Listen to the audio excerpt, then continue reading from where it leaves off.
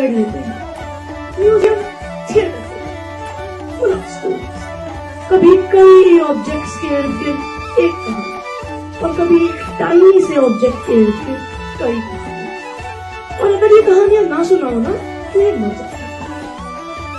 Object से history बताने की एक खूबी यह भी है कि ऐसा इतिहास हम सबका होता है, जबकि लिखित इतिहास केवल और केवल विजेताओं का होता है, जीतने वालों का होता है। और अगर हमें ऐसा इतिहास पढ़ना है जो हम सबका हो, तो हमें कुछ ऐसे ऑब्जेक्ट्स की जरूरत होगी जो कि या तो ऑफिशियल रिकॉर्ड से बच गए हैं या रिकॉर्ड्स नहीं बचे पर ये चीजें बच गई। ऑब्जेक्ट से हिस्ट्री समझने के लिए हमें क्रिटिक नहीं करना, आलोचना नहीं करनी, एनालिसिस नहीं करना, हमें कल्पना करनी है।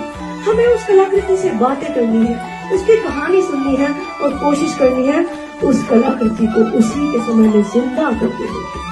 तो आइए हमारी कल्पना में शामिल हो जाइए और हम आपको सुनाएंगे कहानियां कुछ ऐसे ऑब्जेक्ट्स की जो कि ऑफिशियल रिकॉर्ड से लगभग बची हुई है।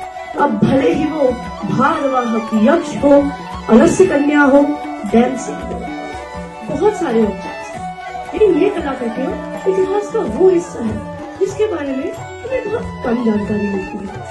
इन कलाकृतियों का प्रयोग करके हम लिखित इतिहास से परे हिस्ट्री के एक अनदेखे भाग के बारे में भी जानकारी प्राप्त कर सकते हैं। तो ये था हमारा नाटक मूर्तियां बोलती।